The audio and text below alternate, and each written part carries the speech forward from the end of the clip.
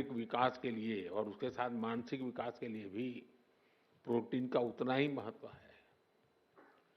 और स्वाभाविक है, खास करके जो वेजिटेरियन लोग हैं, और हमारे देश में काफी बड़ा समाज है, उनके लिए तो दाल ही प्रोटीन का सबसे बड़ा सोर्स होता है।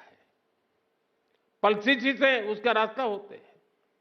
लेकिन चुनौती ये भी है कि भारत आज भी, हम कृषि प्रधान देश तो है, लेकिन दुर्भाग्य देखिए, भारत आज भी इस प्रकार की आवश्यकताओं के लिए अपनी जरूरतें पूरी नहीं कर पा रहा है।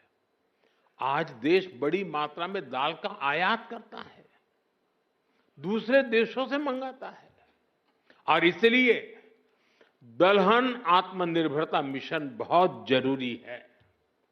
साथियों, 11,000 करोड़ रुपए से अधिक का दलहन आत्मनिर्भरता मिशन, इसमें किसानों की बहुत मदद करेगा। लक्ष्य ये है कि दाल की खेती में 35 लाख हेक्टेयर की वृद्धि हमें कैसे भी करके करनी है।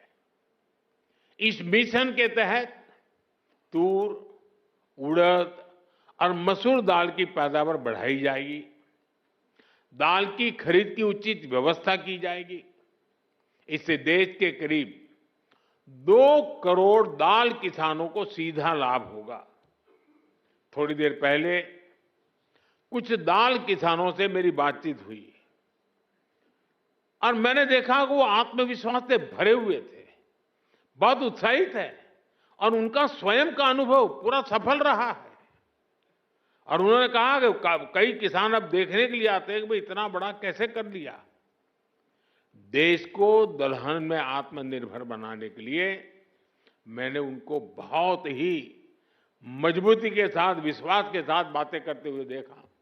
साथियों, मैंने लाल किले से विकसित भारत के 4 मजबूत स्तंभों की चर्चा की है।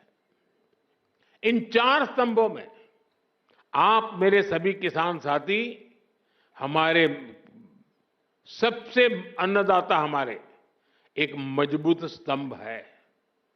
बीते 11 वर्षों से सरकार का निरंतर प्रयास रहा है कि किसान सशक्त हो, खेती पर ज्यादा निवेश हो।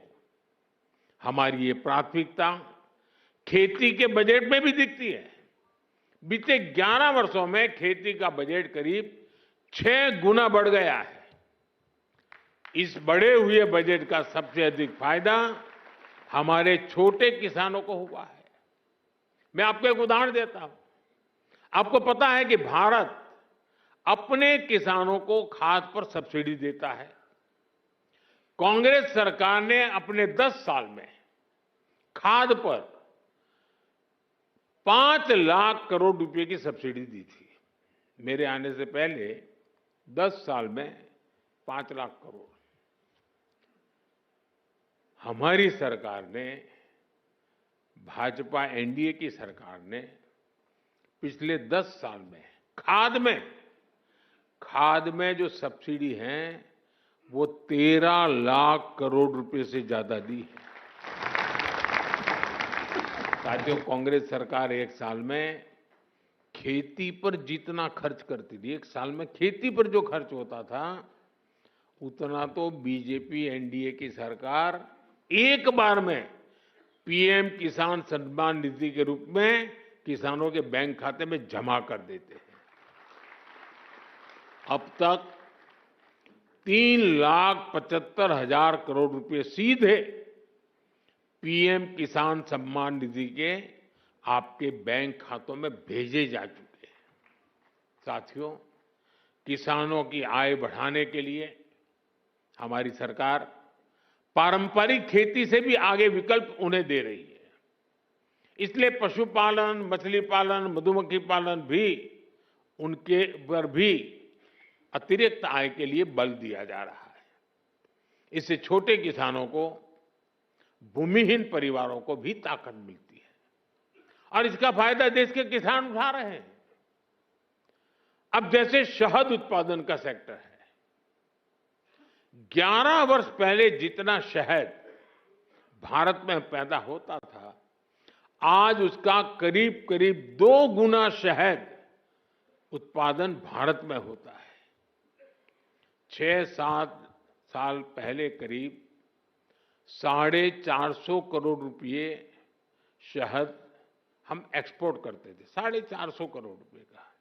लेकिन पिछले साल 1500 करोड़ रुपए से अधिक का शहद विदेशों को निर्यात हुआ है। ये 3 गुना अधिक पैसा हमारे किसानों को ही तो मिला है। साथियों, गांव की समृद्धि और खेती को आधुनिक बनाने में आज हमारी बहनों की भागीदारी निरंतर बढ़ रही है। अभी एक देवी जी से मेरी बात हो रही थी, वो राजस्थान से थी। वो अपना स्वयं सहायता समूह से जुड़ी। वो मुझे कह रही है कि आज उनके मेंबर 90,000 है, 90,000। कितना बड़ा काम किया होगा। एक डॉक्टर बहन मिली, स्वयं पढ़ी लिखी डॉक्टर है, लेकिन अब पशुपालन में उसमें लग गई है। देखिए, खेत में फसल का काम हो या फिर पशुपालन, आज गांव की बेटियों के लिए अवसर ही अवसर है।